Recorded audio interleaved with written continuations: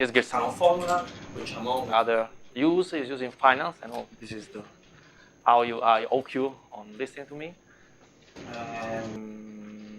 Okay, so unfortunately, as I said, if we consider the Navier-Stokes equation, I write it in this abstract form I gave it yesterday or the day before. Variance. So let's say that C is an inverse power of A, just because in this way we can fine-tuning the decay of the coefficients. And we are on the torus, so with periodic boundary condition.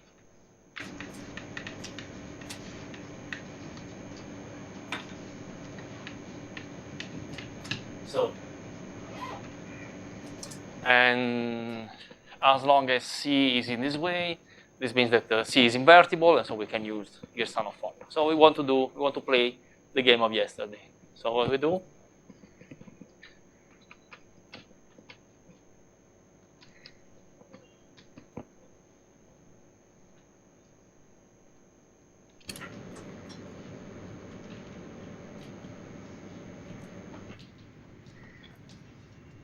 Okay.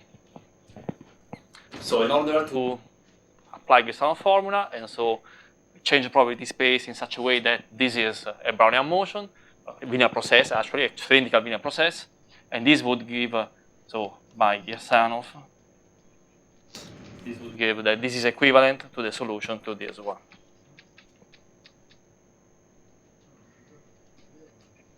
Okay, so this would be equivalent to a Gaussian measure, which does not mean that the solution is a Gaussian measure or it has Gaussian tails, because it's a different story. Just because if you look at any reasonable fluid dynamics paper or book, you see that there is a deviation from Gaussian. So anyway, even though we prove something like equivalence of probabilities, this does not mean that we are doing something completely wrong. Anyway, we are not able to do it, so this is not a problem. So the so-called Novikov condition would ask for the expectation of the exponential of the integral from 0 to t a half c minus a half d of u square in H to be finite. And okay, we already saw that this has no hope, because B is quadratic. So remember, B is the projection, the ray projection of u dot. Okay, so is just to understand, this is u square. Okay, there's a gradient, but forget it. So this is u square, and I square it again, so e to the power 4. No way. But then we saw that by going at this Chiryaev theorem, what we got is that we only need to show that the probability of the integral from 0 to t of the same quantity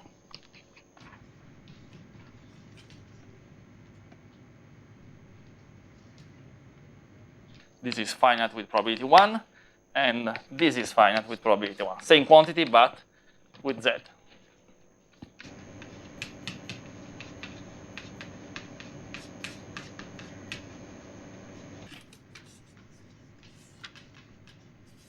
Okay. And now we see that we are pretty far from this. Because, for instance, so what we need is, let's say, take one or this. It doesn't matter. I mean, so in a way, this is easier, this is more difficult, and then we see even this one is slow. And why this is easier and this is more difficult? Because this is always more regular than this one. Under some, okay, I wrote this, and I need to take alpha larger than 0, because alpha equals 0 would correspond to space-time white noise. Right? a to the 0, even though its operator function is anyway, it works in the same way. So alpha equals 0 would be space-time white noise, which is tough. And there is, if you are interested, there is a short paragraph in the notes dealing with this part, with space-time white noise. So alpha is larger than 0, and under this assumption, this one is always more regular than this one. And so this condition is easier. It's not easy. In fact, it's not true. Okay, so to get this, we need to understand a bit kind of topologies of, so since A is this one, so we are really computing the norm of. Are you proving that it is impossible for this? Yes, that doesn't work. Or you are proving that you cannot do it? Yes. The energy estimate doesn't give you. No. You are proving that you cannot do it? Yes. Not that And that's why 1 minute after, I will do it for finite dimensional approximation. Finite dimensional protection, sorry. But this was something I said yesterday. I should repeat it, I know, I mean, it's better. Okay, so this is the chance to do what I didn't do. What we are doing is, we are showing that even in the case of 2D Navier-Stokes, Girsanov does not work. Because Girsanov asks for too much. So it asks for instance, this is we have to estimate this in the Sobolev space, or Sobolev-Hilbert space of order alpha. Okay? And this does not work. Because if you see, if you have this is essentially, let me make it simple, z square in the Sobolev space of index alpha plus 1, roughly. Okay?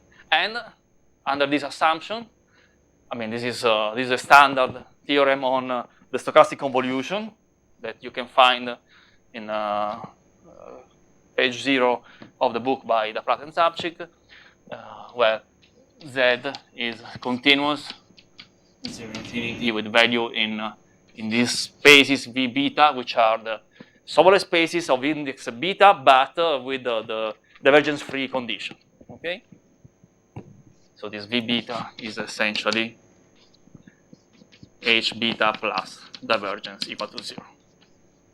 Okay, and this is true only for beta smaller than alpha. Okay. Yeah. And so you see that we are very far from this one. Okay, so we are really very far. There can be a slight improvement that you find in this paper of D'Aprato and Liush, Journal of Statistical Physics 2004. And okay, a bit hidden, but it's almost the same in a paper by Mattingly, Sweden, JSP 2005. And they are able to improve on this estimate. So they need to estimate this, say, okay, now what I'm writing is a bit not correct, but let me do it anyway. So in alpha minus 1, that goes like z alpha squared. Okay, this is the way we do. I mean, this is some easy inequality from Remam, for instance, or Konstantin Foyash. And we see that you are very far. This is alpha plus 1, this is alpha. If we apply these ideas, which I'm not going to talk about, we see that here we have alpha, and then the condition is beta smaller than alpha. So it's really almost. But what would be the energy estimate? So it's not C, but L2 in, right? And that's where I'm puzzled. Oh, the energy estimate gives you L2, 0, T in A half. Yeah, so that will be then precisely. Yeah, this one. I mean. But I'll let you continue. Okay, so we see that even with smart ideas like this one, Girsanov doesn't work. Okay, actually this is more Girsanov. Girsanov is a bit hidden, but in the end, it's more or less the same kind. And we are into the Navier-Stokes, okay? Which is supposed to be, at least from this point of view, easier. Okay. Then what we do now, we do our first proof, real proof. And so we do existence of densities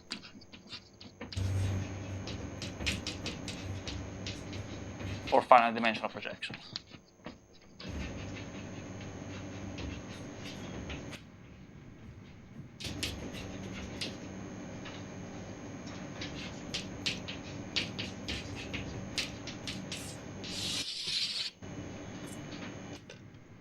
Okay, let us fix a few assumptions.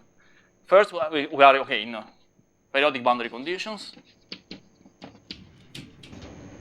So we have a, let's denote En, a basis of eigenvalues of the Laplace operator, so of the Stokes operator in this case.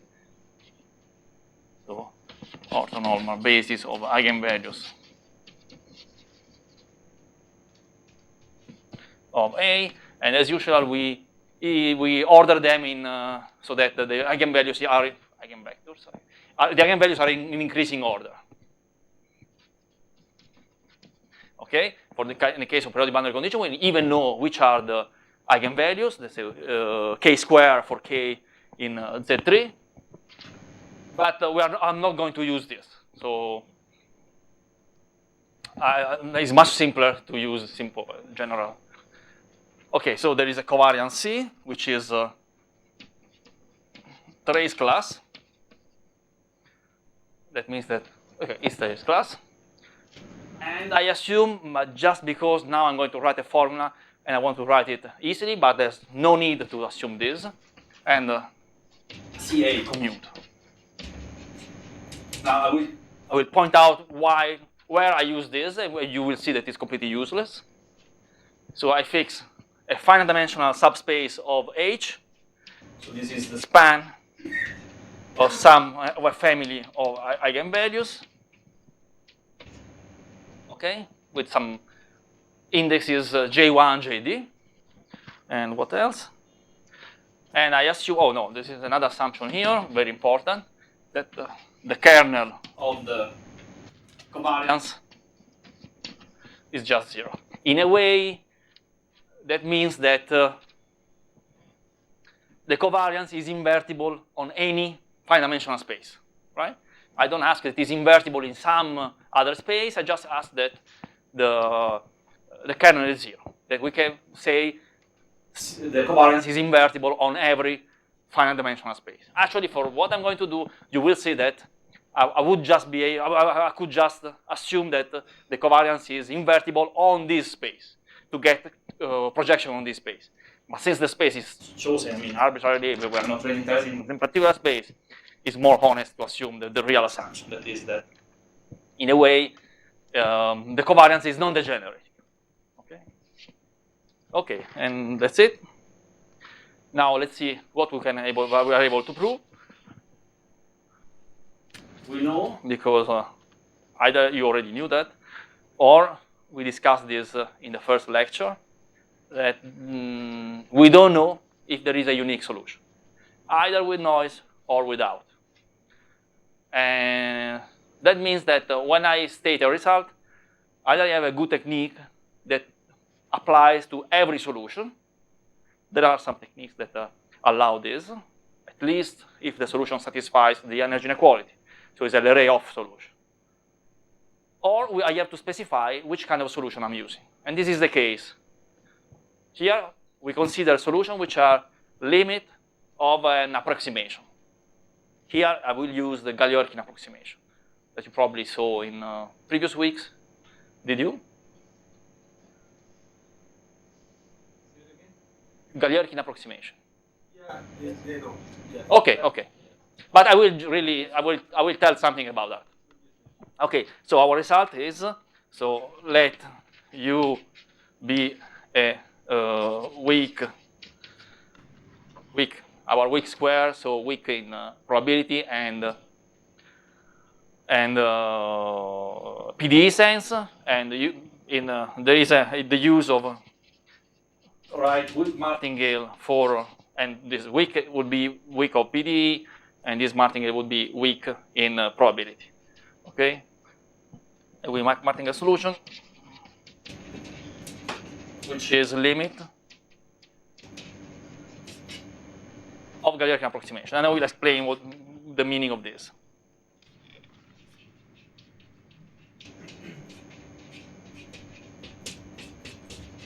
Then, for every P positive, the random variable projection over F, this is the projection from H to the subspace F. So this is a Hilbert space, so these projections are perfectly well defined, of U of T. This as a density. As a density with respect to which reference measure? Well, F is a finite-dimensional space, so we can obviously associate with the Euclidean structure, and so a Lebesgue measure. We just fix a basis of F, and with the map and the isometry between RD and F gives me a Lebesgue. I change the basis, the Lebesgue doesn't change, because the Lebesgue measure is invariant by rotation or change of basis, which are so. The Lebesgue measure is very well identified. So with respect to the Lebesgue measure on F.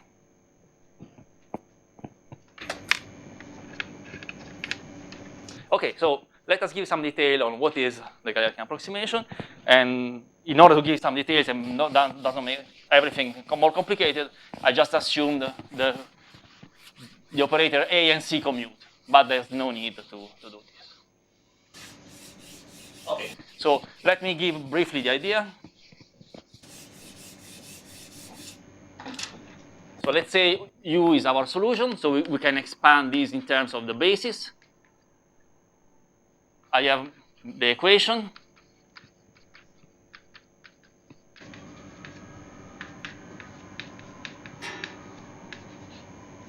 Okay, so these are the eigenvalues of A, and so A of each ek is equal to some lambda k ek, which are the eigenvalues, and C is also, since C and A commute, C has the same eigenvectors, and so C of ek will be some sigma k ek. If C and A do not commute, this formula is a bit more complicated, but it doesn't matter. Okay? So if we write this formula here, we take U and we plug it in, we get a system of equations, right? An infinite system of equations. So the UK plus nu lambda k UK plus, okay, this is difficult because this is B of U. U is bilinear. Let us do it. So B of U is B of U, UK, AK, UK, AK. And so this is sum over H and K, the UH, UK, B of EH, EK. Okay, and now I have to expand these in terms of the basis. And so let me use a different letter, HL. So I use K for the good one. And so this is the sum over K.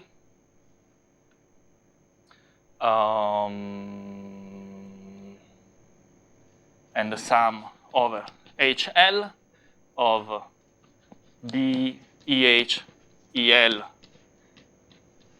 EK, UH, UL times EK. And so here I plug exactly what I got. So this is sum HL B EH EL EK UH UL equal to sigma k, And then this is space-time when noise, so if I project onto one direction, I get a Brownian motion, d beta k. And these beta k are independent Brownian, one-dimensional Brownian motion. Okay? Then you see that this is very ugly, because and it can be because we don't know how this is done. Actually, for periodic boundary condition, you can explicitly see how this term is done. The main point is that if you use either complex exponential or sinus and cosinus, when you have these products, I mean, the exponential, the product of two exponential is again an exponential, right? And so in the end here, you can really see explicitly how this is done.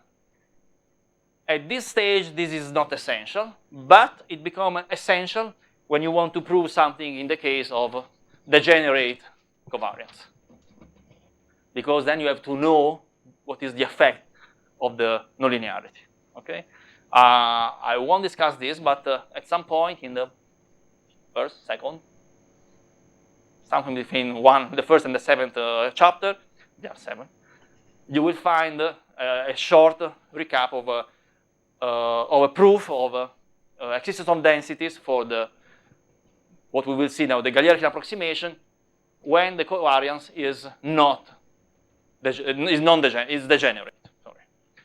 It's also probably worthwhile to point out, after your nice derivation, that the shell model they heard, turbulent shell model, is essentially a special case of.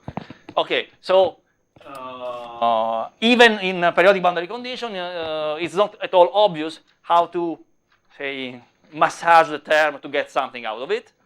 And so by some people like, I don't remember the names, there's several theoretical physicists that tried to simplify this term. The idea is this term is the one that takes into account the flow of energies from small frequency to large frequencies, okay? Which is in terms of turbulence, it is so celebrated Kolmogorov cascade. And so the idea is this should be the term that makes this, and this is too complicated. Let's try to simplify while keeping this mechanism of cascade or of inverse cascade when you are working in 2 dimensions. And well, you will see that even when you can write it explicitly, is not easy to take something out of it. I mean, okay. So now, what's the idea of the Gagliardian approximation? This is an infinite system of equation of stochastic differential equation, and let's stop at some index. So we fix an index, and we say, okay. C n equal larger or equal than 1, and so our Galerkin n is the same equation in which we take Q to be the sum over K, but K at most n, and we take the first n equation of this system, and since all coefficients larger with the index larger than n are 0, this also simplifies to a finite sum. So we take this infinite dimensional system, because this is for K larger or equal than 1, and we make it a finite dimensional system. So why we do this? For instance, because, well, if you believe that at some point dissipation comes into the game and the very high frequencies simply do not have a real role, at some point this Gagliardian approximation would be the real stuff. Okay? Or, for instance, you are more modest. You simply want to show existence of a solution, which is typically the good use of the Gagliardian approximation. Why? Because at the level of a finite dimensional system, this system is perfect. It has a unique global solution. Why it has a unique global solution?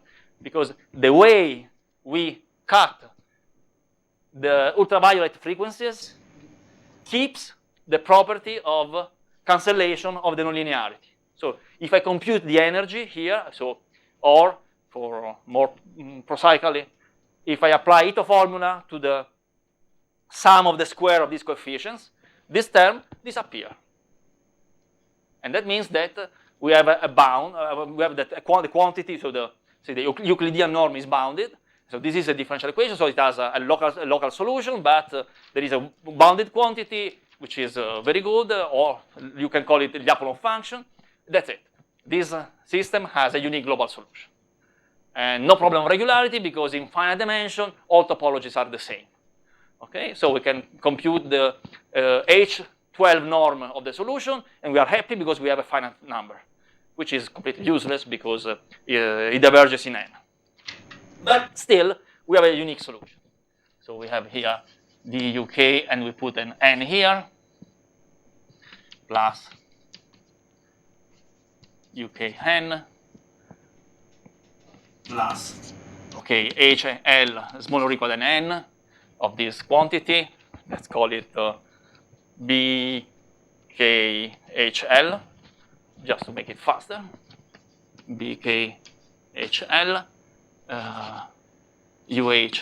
UL equal to sigma k beta k, and k is smaller or equal than n.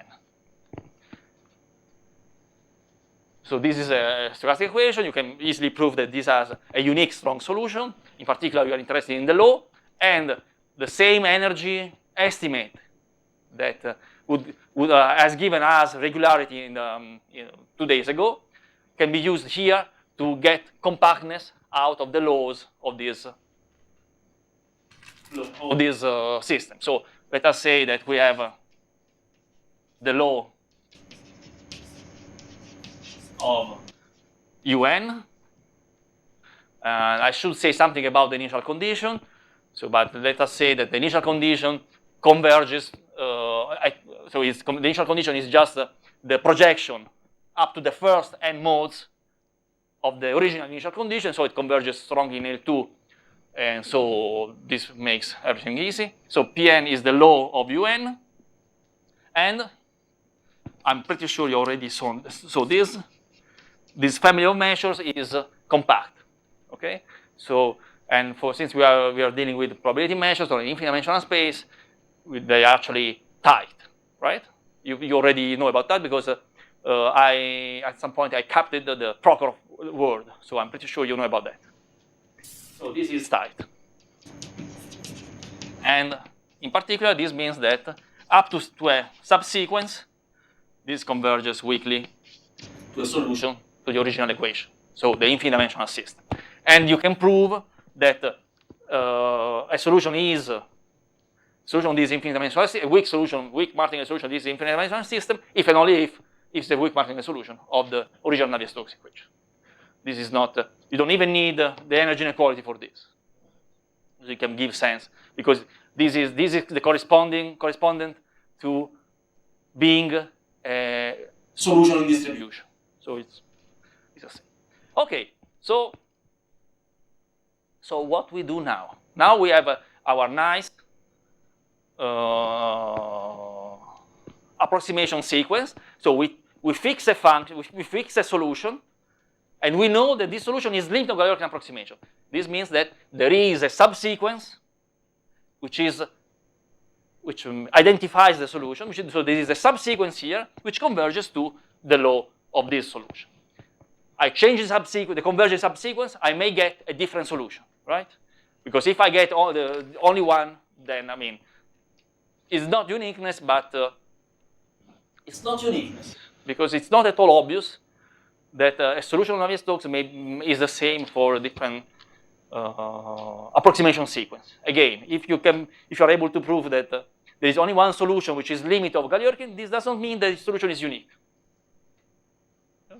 That's subtle, but okay. So we have our sequence. We have a sequence of law. So what we do? Well, we do what might be reasonable. We start at this level.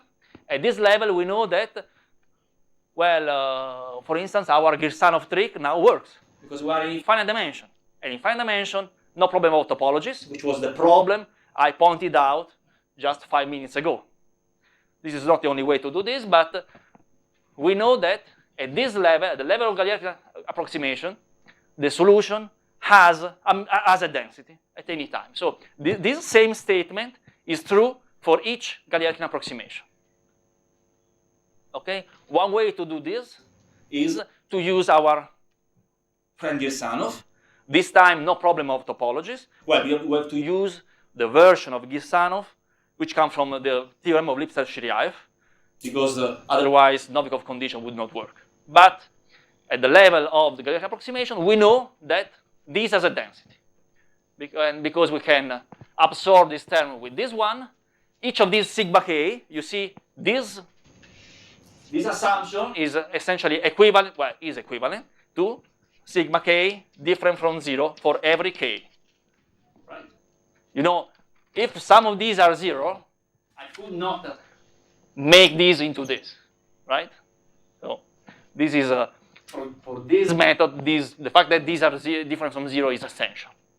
We do not need really any other information on the decay of coefficients, but trace class because it makes the existence of solution easier. Actually, even trace class would be because you can prove existence even without the condition of trace class.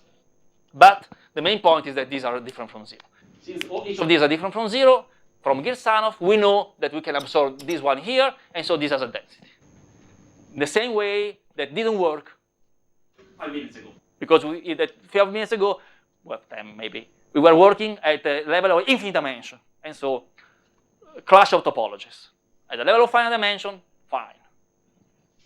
Question. Please. Assume C to be trace class when you are interested only in finite dimensional approximations. Oh, no, I'm not interested in finite dimensional approximation. Finite dimensional projections. Well, I need a solution, and You can get it also without. I know, but doesn't matter. I mean, it's sure. I don't even know if someone wrote an existence theorem for C non-trace class, but it's. I mean, it's, sorry. Oops, it's easy. I mean, it's for non-trace class also. I have the paper with Gatarek. Okay, the real truth is I assume trace class because I didn't want to bother to look for a reference that would prove it, right? And in Strook and Verden, right? Because it's a multi-dimensional diffusion process. And no. We're talking about the infinite dimensional case. Yeah. So I'm not sure if Stochastic would write this case. Non-trace class. Yeah, but non-trace class is, I mean. You don't have an eddy estimate, so I don't know. Okay. Yeah, but he goes to projections. Anyhow, so. Yeah, I mean, it's. Sorry? Oh, yeah, but you get convergence even without. Okay, the point is, if C is not trace class, you need to bother with how the coefficient decay, right? It's like before when I took the covariance to be A to the minus alpha, and I needed to assume that alpha is larger than 0 because I could not treat space-time white noise. And even here, C may not be trace class, but then there is a bottom line. You cannot take any operator. Okay, that's not important. I mean, it's that's not the focus of the problem. But yes, sure, you can do it even without trace class. But I also stated that this is the main point. Okay. But anyway, you are right. I mean, you can do it even without trace class. I was asking questions, so I cannot be right. You were going in the right direction. And so Franco is the paper by Franco and Gatarek, right? Yes. Oh yeah. Yeah. Okay.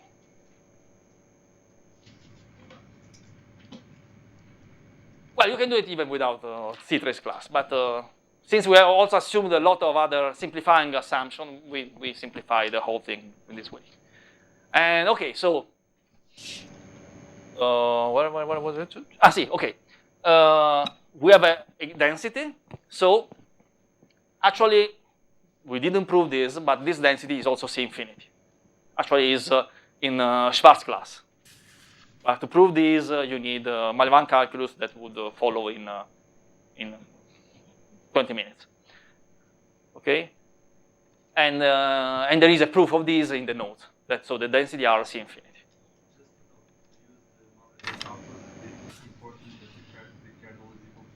No. In the case of when you use Mallavan calculus, actually in the notes, the proof is done with C, say for this coefficient, say this just 3 of these are different from 6. Okay, 6 of these are different from 0. Okay, and all the other are 0. So it's a completely different story, and you can do something completely much stronger. The good thing of this is that is more direct. You do it by hand. Okay, so we know that there is a density. So what is the plan? So we have a solution UN, which has a low Pn, and we know that we fix a time. So here, for this holds for every t, let us fix the time 1. Just to say that time does not play a role. We fix a time, and that is. So we know that the projection of this guy has a density. Okay. And now, unfortunately, so a good strategy would be this guy has a density. Let us try to prove some compactness on the set on the densities, right? And this would be a good strategy because then the limit, any limit point would be a density of the limit point of this guy, so there will be a unique limit point. That means that this density would converge to this unique limit point. Well, at least on this subsequence, because once we fix a solution, we are looking at that solution with its own approximating sequence. So this strategy would be very nice, but getting compactness is not easy. And I was planning to do this tomorrow, but there's no hope. And you find it in the 6th chapter of the notes. So a way to get compactness out of these densities. And so to implement this different way of proving this theorem. So the same theorem, same assumption, essential one, not much essential one. You get the same result, and you also get some regularity of the density. Not much, but a bit. Because also once one knows that there is a density, is also interested in the regularity of this density. Okay?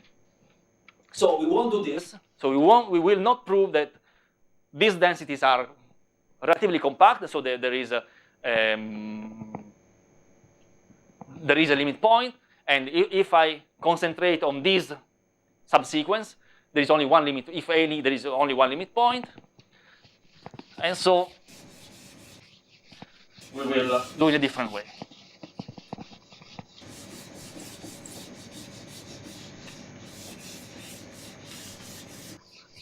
Okay, the different way is we use Girsanov's theorem. Now, let us write this Galerkin in compact way. So let Pn be the projection from H to the span of the first n eigenvalues, which is the state space of this equation. So I can write the Galerkin system in this way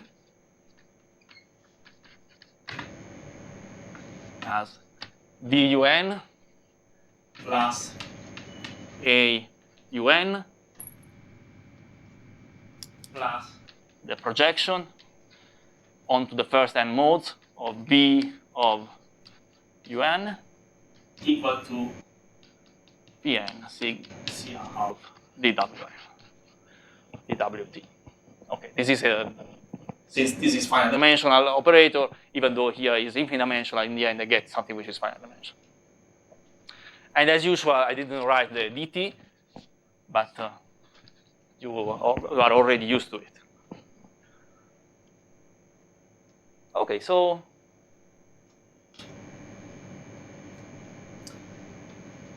let us see how to use Girsanov in a good way.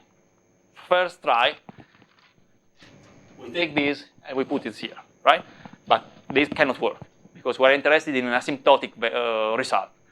At some point, we want to take n to infinity, right? Okay, we take n to infinity along this particular subsequence. Fine. So if we do this is almost like doing it at the level of the infinite dimensional system, right? So it's not very good. So what we do, in the end, we are interested in a much smaller space. So let's take F large enough, N large enough, so that this space, subspace F is inside here. This is not a restriction, because at some point with N large, this will happen. And so we modify this equation. We consider a new equation, which I write in this way. Okay, now it's the same, but I subtract this term.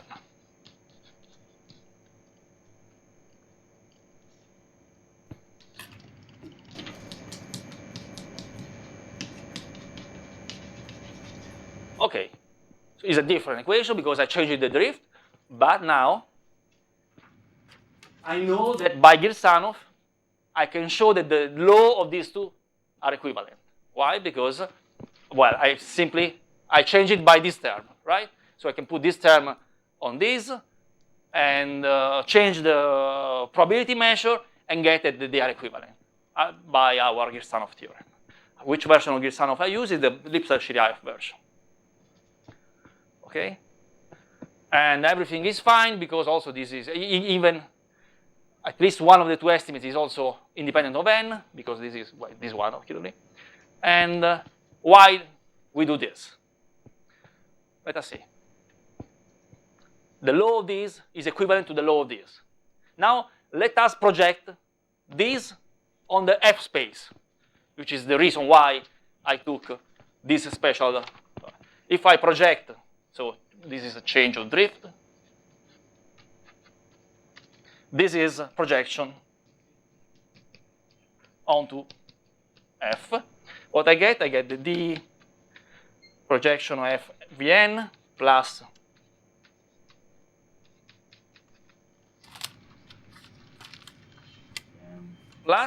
so this is the projection over F of the projection over this space. So they clearly commute, and this is simply the projection over F. So this is the projection over F of BVN minus the projection over F of the same thing. So this is 0. And so this is equal to.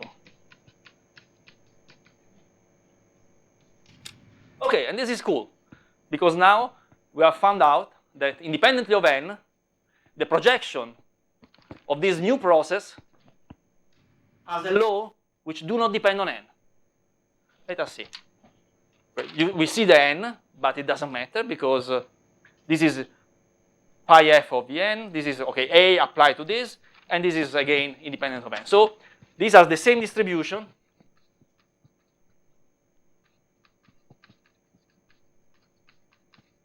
Of this problem. I just change the name of the variable. ZF plus nu A ZF. Okay, here there is no projection, so I write it explicitly.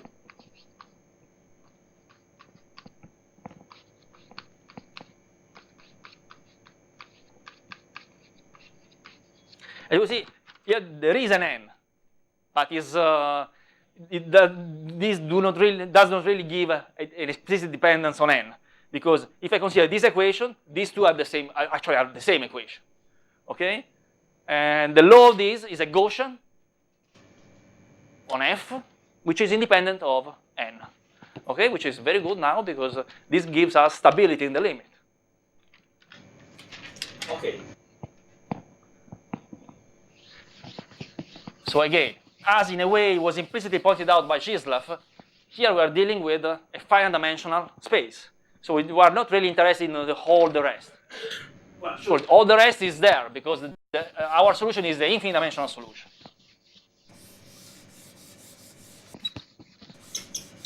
Okay, so we use Girsanov formula. We go back to UN. And so what we know is that, okay, let us write, I took space time 1 But okay, let us write the Girsanov density, which is the exponential of integral from 0 to t of c minus a half df of b un dws minus a half c minus a half ef d un.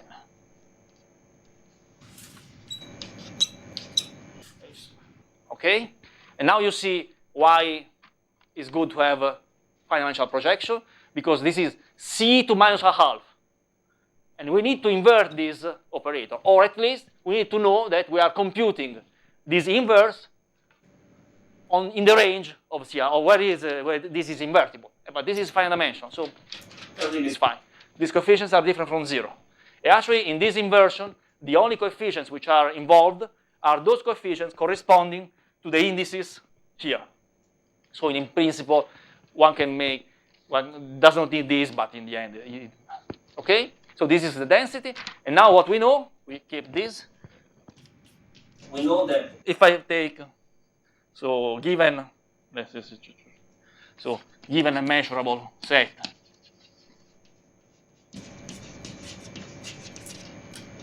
A inside F, the probability that ZF1 belongs to E, okay, ZF1 has the same distribution of this one, but this one has the low equivalent to this up to the density we wrote this, and so this is the expectation of Gn1 times the indicator function of A computed in the projection of UN1. Okay? Because this is exactly the indicator function of ZF1. Okay? And so the same function, but with the density. So by means of Girsanov formula, this is our ZF, but these are the same distribution of PF Vn, and Vn has the same up to the density, same probability of this UN.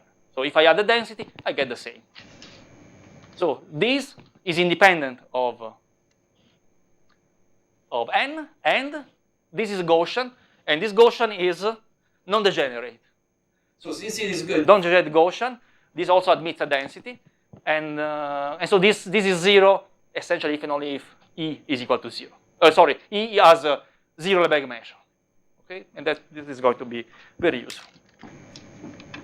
Okay, now we need to take the limit. Otherwise, we're not going to go so far. But we look at this. This is the projection onto a finite-dimensional space. So the limit of Galilean approximation, in particular, is a limit in distribution of the single components of the Fourier expansion. Here we would like to have almost sure convergence, but we only have convergence in distribution. Are we in trouble? Not really, because did they see Stochastic theorem? Did they?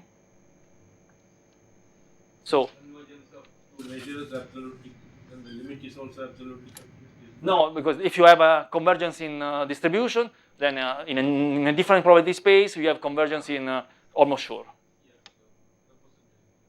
Yeah, Stochastic representation theorem. No, they didn't. Well, we might not state. Yeah, because if I also state that, this is what I will do tomorrow today. Okay. Okay, so now what is the problem here? Now, first I let you notice that everything is in expectation. Okay? So now we know that our probability, P and J, converge weakly to the probability, to the original distribution of this U.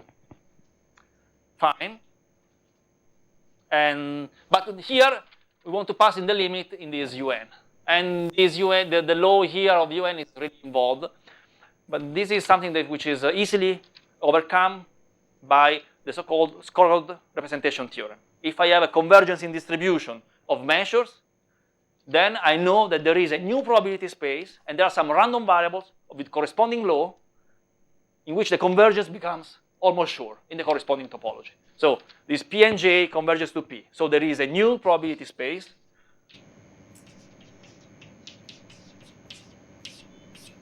Okay? And there are some random variables, U and J tilde and U tilde, such that the same convergence here, which was in distribution in the right topologies, becomes a convergence almost sure.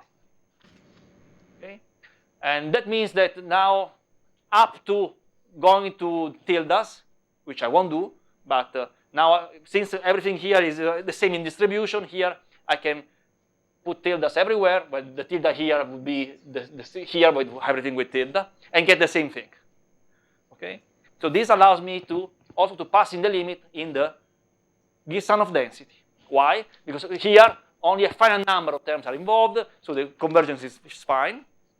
Problem is, however I work on this, I only have almost sure convergence. And so passing in the limit in the expectation is, so we know how do we need to pass in the limit in the expectation.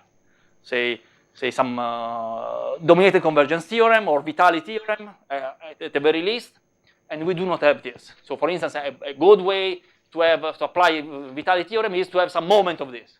But getting moment of this starts to be a problem. But this is not a real problem, because in the end, we are interested in showing absolutely continuity. Okay, let's do this, and forget about anything else. Okay, so what we have? We have almost sure convergence of the Gilson of densities. Okay, and so Gn1 converges to G1, Gnj, and G1 is the same but without the n, so on the original solution, right?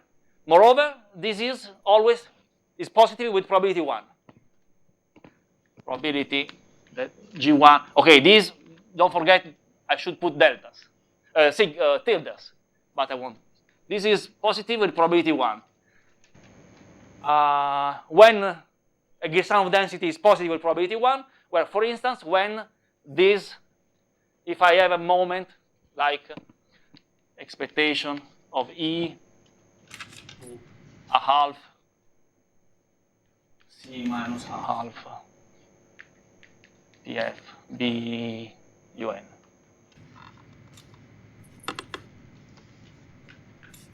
Finite? No, U, sorry. And so if this is finite, also this is finite because it's quadratic variation is exactly this one, and so this is finite, and I have this one. So the problem is now I can't pass on the limit here, because here I'm computing these on a measurable set. I can pass into the limit in the expectation because, well, I don't have good bounds, but it doesn't matter. What we are going to do is to use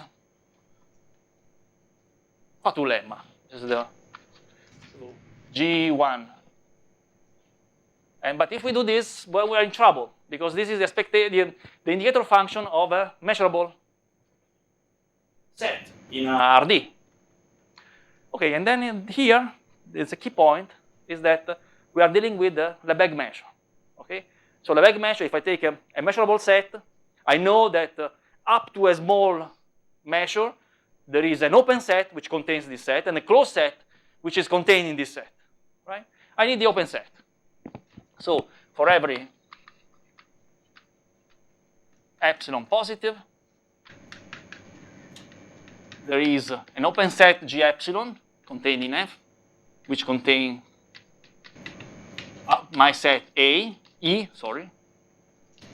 Okay? And so G1 indicator function of E of PFU of 1. This is smaller or equal than expectation of G1. Oh, we don't know if this expectation is finite. Might be infinite. But here everything is larger or equal than 0. So if it's infinite, everything else it will be infinite. No problem. So here I can put J epsilon. F1. Fatu lemma. Now, since this is an open set, this is a lower semi-continuous function. This is more or equal than the limit of the expectation of G1n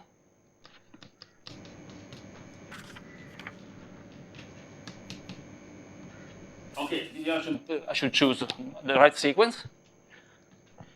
But we know how is this one. Exactly this guy is this. And so this, I wrote this for any measurable set. In particular, for this open set, everything is fine. And so this is essentially the expectation of, well, the probability that ZF1 belongs to J epsilon. Okay, so this thing is more or equal than this one. As epsilon goes to 0, this goes to 0, because this is a Gaussian measure, non-degenerate, over a set that shrinks to 0. Oh, well, okay. Sorry. Now we want to show that, please rewind. Now we want to show that there is a density. To show that there is a density, we need to show that when E is a null set, then this probability is 0. Okay? Or if you wish, the probability that PFU1 belongs to E, this is 0. Because this is the law of this random variable evaluated at E. So we need to show that if we take a null set for Lebesgue, this is also a null set for the law of this. Okay, so let's take E, which is Lebesgue measure 0. And then now this makes sense. So for every epsilon, there is an open set such that this is true, and the Lebesgue measure of G epsilon is more or equal than epsilon. I thought I said, but I forgot it. Okay, so now we want to show that this is true for any null set for the Lebesgue measure. If we prove this, it's fine. So we get this, we arrive to this, and once epsilon is smaller and smaller, this thing is smaller and smaller. And if this one is smaller and smaller, this is also smaller and smaller, but since this does not depend on epsilon, this is 0. But if this is 0, this one is positive, then this is 0 almost surely. That means this one.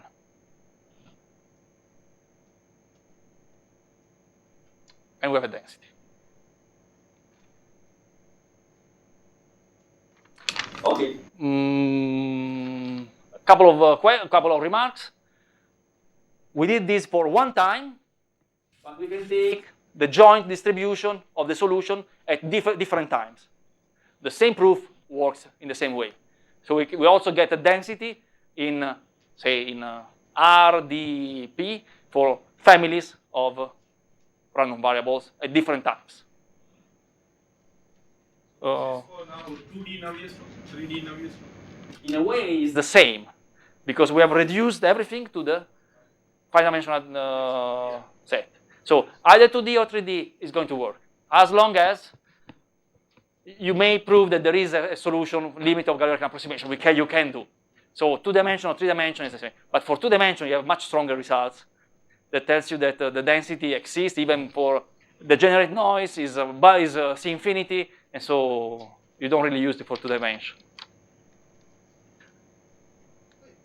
Dimension does not play a role, right? Any part. Exactly. I mean, so the point is that by reducing to the 5-dimensional space, we have, in a way, overcome the problem of the dimension. Actually, the problem of the topologies. Sorry? Yeah. Well, almost. Because if you project onto a 5-dimensional space, you still have the contribution of the part which is of the frequencies which are not in F in a way. So there is this contribution, but here the fact that the contribution essentially does not play a role. Okay, why? Well, here there is an essential assumption, which is this one. As long as I do not have this assumption, I have no idea what to do. Well, I have something that is half of a proof that tells me that even without this assumption, you can you have a density, but it's half of a proof. The other half should be fixed. But anyway, I don't claim anything else, but without this assumption, I don't know what to do. My intuition, which comes from this half of a proof, says that there is still a density. No idea on the regularity, but okay. One important remark. Okay, here we have an inequality with J, but forget it. Let's say that here we have an inequality, and here we can put E for any E. This does not characterize the law of this, because you know, if you have a probability measure on an infinite dimensional space, you know that if the finite dimensional marginals are the same for two different measures, then the measures are the same. So the finite dimensional marginals identify the measure. So one would say, okay, this one does not depend on n, does not depend on anything but f. This is equal, say is equal to this one, and here I put E. This means I'm identifying the law, the finite dimensional marginals of the solution. No, unfortunately. This would be a very nice, neat proof of a uniqueness, but it doesn't work. Why it doesn't work?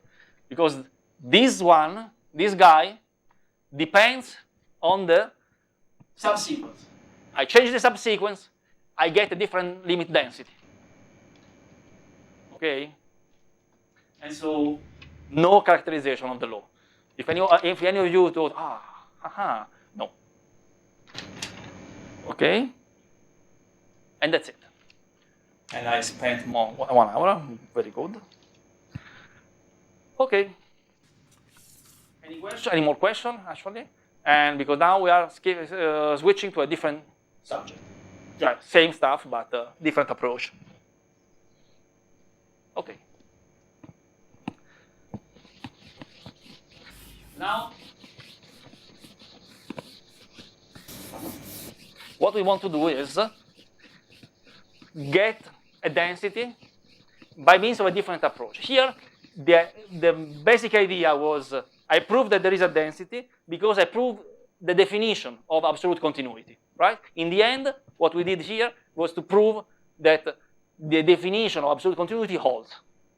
But there are different approaches. One approach is I prove regularity of the density, and so this density has to exist, okay? Well, must exist because I want a stronger statement. Okay, let me do an example that you can work out this evening as an exercise.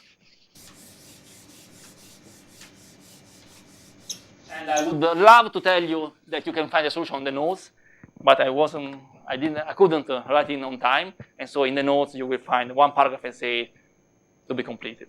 And well, so you really have to solve the exercise.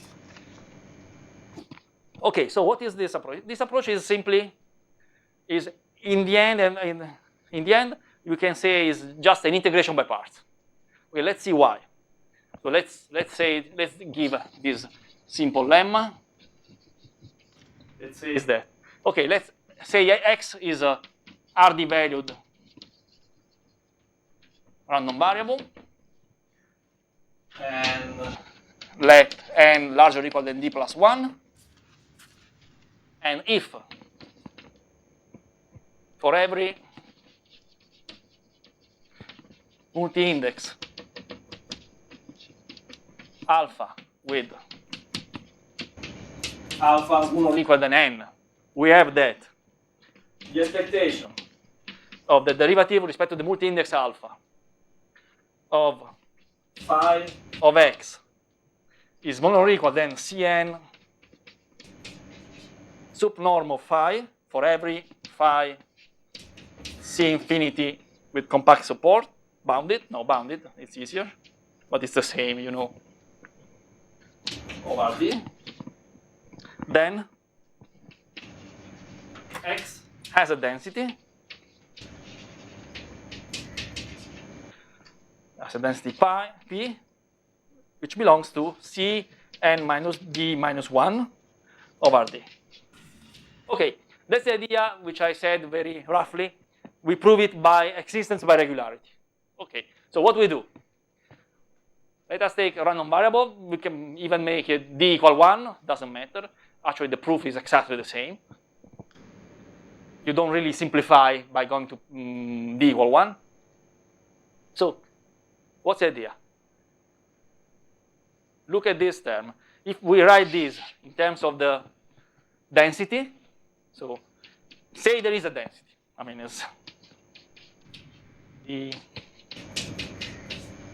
So this is the integral over Rd of derivative alpha of phi x px dx. So say we have a smooth density.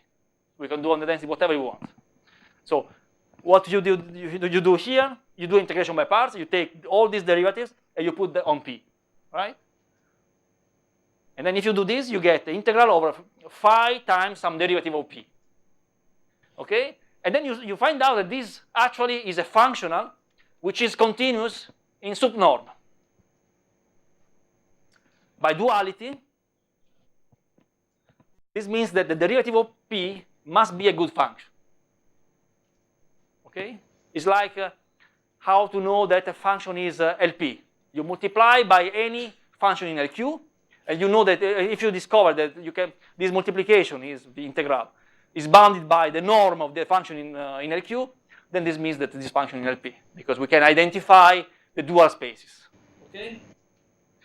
Here we are dealing with the continuous function, and so it's slightly more complicated. Actually, the solution is we are losing a lot. We could say something more, much more than C n minus D minus 1, but it doesn't matter. The idea is that if you have some kind of information of regularity, what do I mean with regularity in this case? I apply some derivatives here, but on the right-hand side, there is no derivative. So that means that X, in a way, can absorb derivatives. And if you do this, then you get this functional, which is a functional in some spaces. Then you go to duals. That means that the derivative of our measure, we can consider the derivative of measure as a distributional derivative. Distributional derivative is in some function space, and so it is a function. Actually, it has a derivative which is a function, and so it's a function itself with that derivative. Okay? So the proof which I wanted to do is I won't do because it's 20 minutes. Yeah. At least I want to do this part of integration by parts. Okay? This lemma, I think it is called what, another lemma? I found, okay, this version. Yeah, I found, okay, you find this exactly, at least exactly in this way, and the same proof that I would have told you in the paper of James Norris. But you can even find it in, just forget about expectation, write down this, and it's just an analysis. I mean, it's a PDE statement. Exactly. Okay, you spoiled the solution. So now it's a much easier job for you to solve this problem this evening. Or actually, it's just told you the solution. I mean, it's no more than that. Just remember that if you take an L1 function, you take a Fourier transform, you get a continuous function. So if you have something which is a continuous function, you take inverse Fourier transform, you get L1 function. That's it. Okay. So the idea is we integrate by parts. Okay, but let us see here. If we know that there is a density, we do standard integration by parts, we take this derivative, and we put the derivatives here, right? but if we don't know if there is a density, we have here these kind of things, and we want the derivatives to disappear. And where do the derivatives go? We have to put the derivatives on the random variable. And since we don't know if this random variable has a density, we need to put this derivative on the random variable without relying on some analysis stuff. Okay? So now, sorry? Is it small enough? Well, okay, now what we want to do now is to identify what is smoothness in this sense. So how I can take derivatives and put on the random variable. Okay? So the idea now, okay, we will see it tomorrow at this point, because let me give a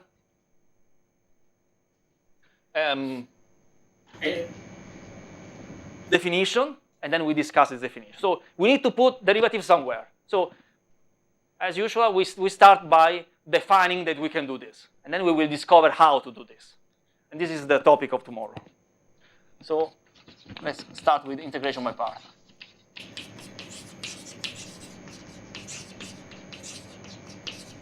Say we have two random variables, G random variables. We say that integration by parts 1 holds for Fg. I take the occasion to remark that this approach I'm discussing is from some notes of Vlad Bali, which is a very expert of Mallavan calculus. And it's an approach that I like, because I think it makes the whole thing easy. Sorry? Yeah, but no, but actually, even how he introduced the Mallavan derivatives, I think it is very intuitive. That's why I chose this one. Or maybe this is the one I understood better, and so it looks easier. Write the author's name. Oh, Bali.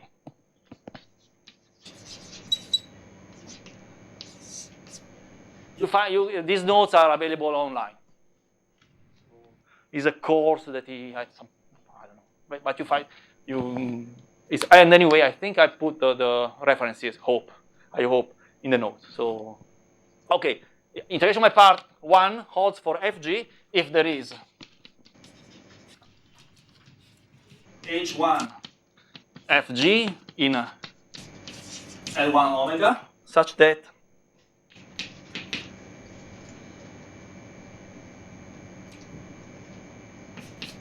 expectation of phi prime f g is equal to expectation of phi of f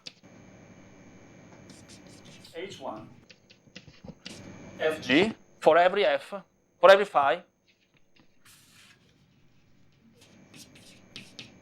in C infinity compact support. Okay, so what this definition says exactly what I was claiming before. We need to find a way to put the derivative somewhere. And this definition does nothing else than, okay, we don't know where to put the derivative, so we give a definition. So, okay, this is not cheating, because then we will do a hard job to show that there is some cases you can find such a weight H1 to show this. It's important to understand that this definition does not identify, even when in the case when this term exists, it does not identify uniquely, because you can find more than one weight that gives the same result. What we will see tomorrow is that Mallavan calculus provides a way to identify at least one of these weights. There might be more than one. Okay? But the good thing of Mallavan calculus is that it gives you a systematic way to identify this way without ad hoc solution. Maybe in some cases an ad hoc solution gives you a better result, but Mallavan calculus gives you essentially always a result. Just for curiosity, this works even in the Poisson space. In the same notes I was talking about, in the second part, Vlad also considered the case of Poisson measures. Yeah, I mean, there's no Gaussian measures here, just random variables, and if there is something like this, then we have this. No Gaussianity whatsoever. And in fact, in the same notes, he also uses Poisson measures.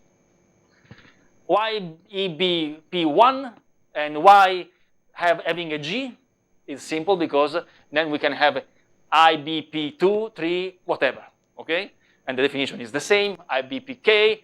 So what we do is well, here first derivative I was doing in R, but in RD is the same. We just use multi-indices like that. If I have IBP2, that means I can discard two derivatives. And why having a G? Because if I have some random variable in which this thing works twice, so what I do, I can do it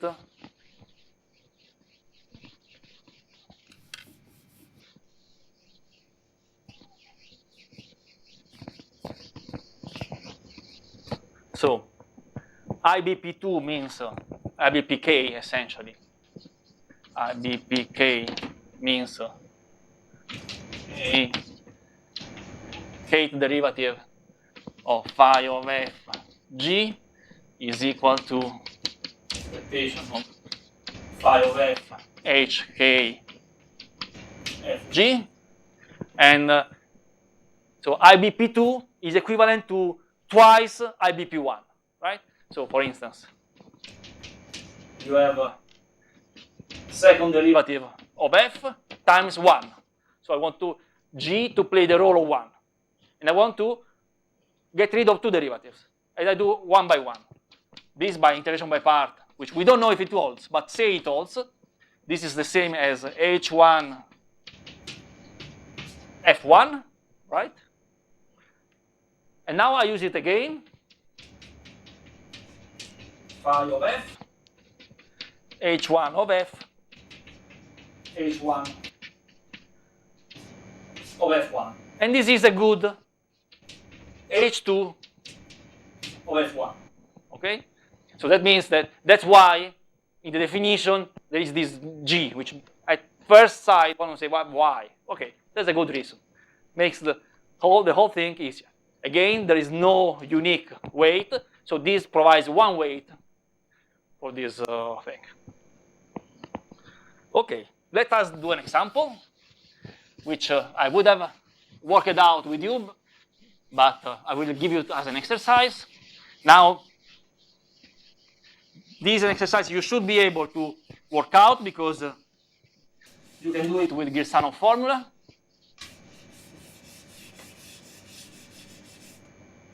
Okay, let us show an example. Let us see that we can do some integration by parts. And in a way that it will be useless because we know better way to do it. But anyway, so let's consider a linear process, one dimensional, so a Brownian motion. I want to show that the HWT1, so IBP1 holds for WT for some fixed t. Okay? So what I do? I consider phi prime of WT. This is essentially the limit as H converges to 0 of the expectation of phi of WT plus H minus phi of WT. That is by H. Okay. Now we have a derivative. A derivative that in this case is just a, oh, by the way, you can do easily this by writing down the heat kernel, integrate by parts, and then you get easily the result. Okay, this is not the most direct way to do this exercise, but it helps to understand what we are going to do. So at some point I will make a statement, and this statement is exactly constructed from this. Okay, so what we do? Well, we have this. This is WT plus H, but since it's WT plus something, we can use Girshanov formula and absorb the H into a new Brownian motion. So we change the probability space, and this is essentially, okay, with a new Brownian motion, but at the end the expectation is the same. This is essentially the same as for some density, GHT, and this density depends on H. And the exercise I leave to you is to understand which is the density, phi WT. Okay? So by Girshanov, I can write this with some density, which you have to find. This might not be the same W we were using before, but since it's in distribution, it doesn't matter. there is an expectation in front of this, and so whatever is this Brownian motion, we get the same result. And so we go here, and this is the limit as h converges to 0 of the expectation of phi of wt GHT minus 1 over h. Cool. There's no derivative anymore. We integrate it by parts. Okay, we need to do this limit, but this is not a problem because we can find the almost sure limit of this. And bounded convergence theorem tells us that this limit is equal to, I give you the result, but you have to find out by yourself. Wt over t. And so this is our H1 Wt1. Okay, so we have done an integration by parts. From a probabilistic point of view, no integration by parts in terms of functions in analysis. Just use a probabilistic tool. So at some point, I will claim that Malavant calculus is, in a way, doing Girsanov instantaneously time by time. Because Girsanov tells you something on the whole space. But if we do it at any small time altogether, then essentially we are doing, for a short time, exactly this. This is a very mild interpretation of Malavant calculus. But sometimes, you know, I'm not saying that this is true. I'm saying that this is can be a way to think at how it works. Because definitions are one thing, and the way we understand the way it works is different. So this is one way you can understand this. So we did an integration by parts. No derivatives, and we didn't do any integration by parts. We just used a transformation here. So now we want to find essentially a way to do transformation. Okay, so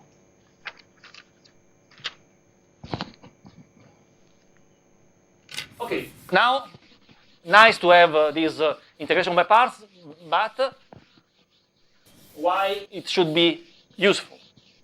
And now we see that it's extremely useful because we see a result that tells us that if we have an integration by parts, we have a density.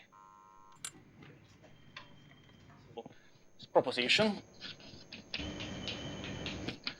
Now we are working in one dimension, but whatever I said works in finite dimension. And okay, in the infinite dimensional case, is a bit more complicated than some of the. Okay, well, this definition is fine, but Malavant calculus in infinite dimension is a current field of research. So okay, so we have a random variable in R.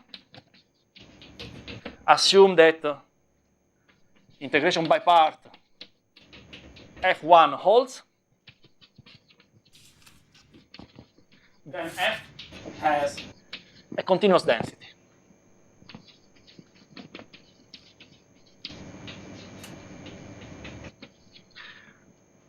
P given by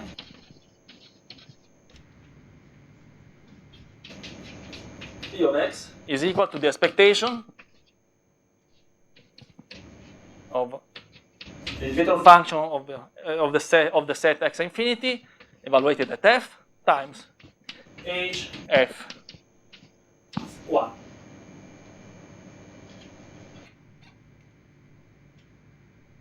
Okay, so the fact that the density is continuous is an obvious consequence of this formula, because well, if you want to show that this is continuous, you just you know that this is L1, and so you use bounded convergence theorem.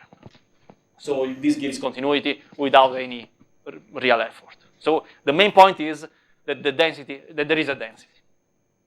Okay, let us give a formal proof. That means that the rigorous proof would go through approximations. So okay, so what is the density? In a way, is the expectation of the delta function at 0 in f minus x.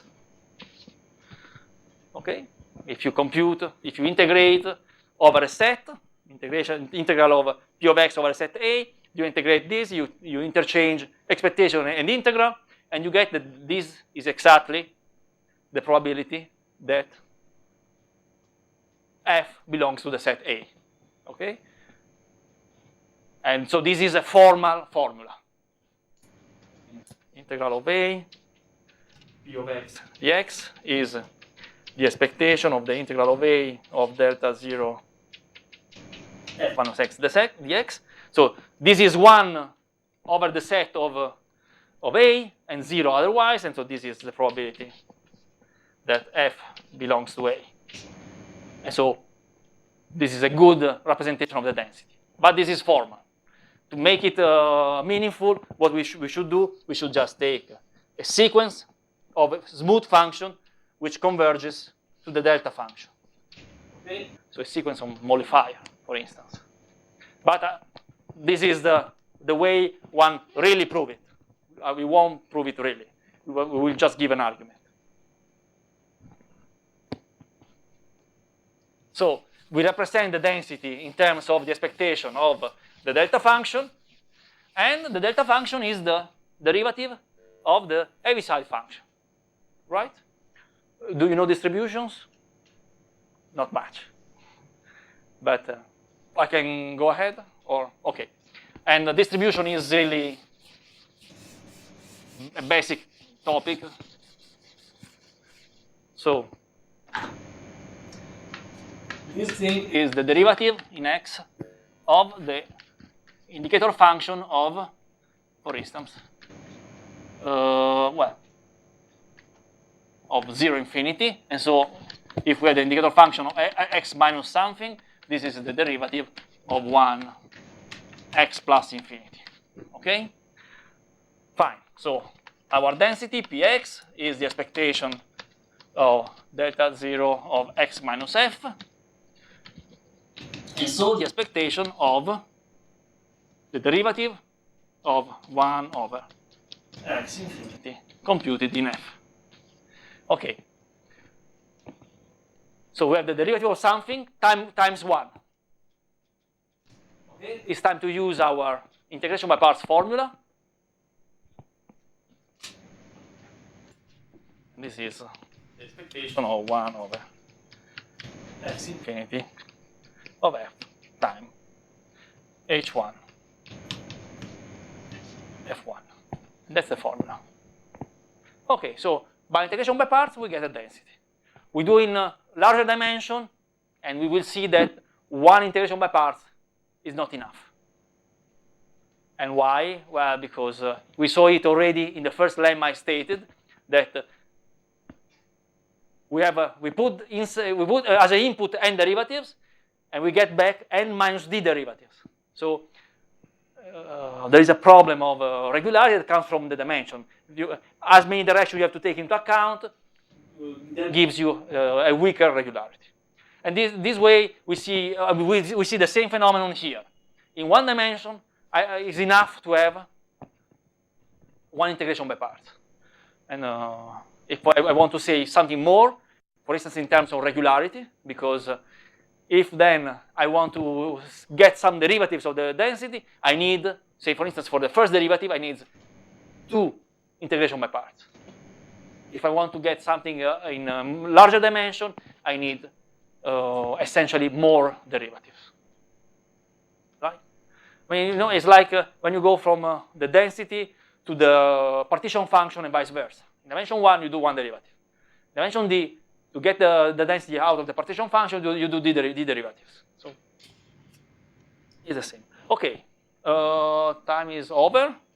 I can say, may I go?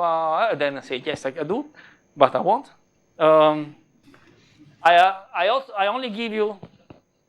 Sorry, I only give you another exercise.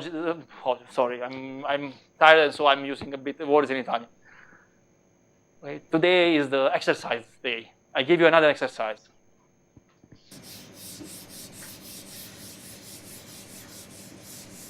And tomorrow morning, I will check if you have done it. So the exercise is Okay, here we got a density. Let us start with a random variable. Say integration by parts holds. Then we have a density, and we have also a representation of the density. Now, the exercise is the following. Say F has a density P.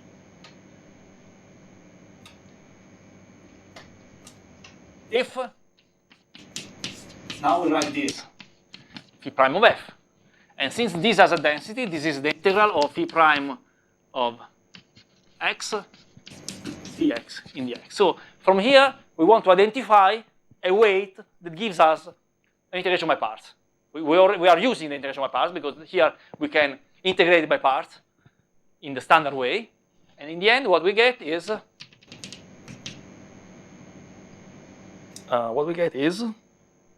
the expectation of phi of x, this time here integrated by parts in the standard way, times minus p prime of x over px times the set where p is larger than 0. Okay? So if we already know that there is a density, and let's assume that whatever I wrote makes sense. See, for instance, p prime is, there is a derivative, then we can find a weight. But you see, this is much better, because here I did not assume, or I didn't got, in a way, that p has a derivative. While to write this down, I needed the derivative of the density. Which might be, because this is not good enough, but anyway. Okay, time is over, so thank you and see you tomorrow.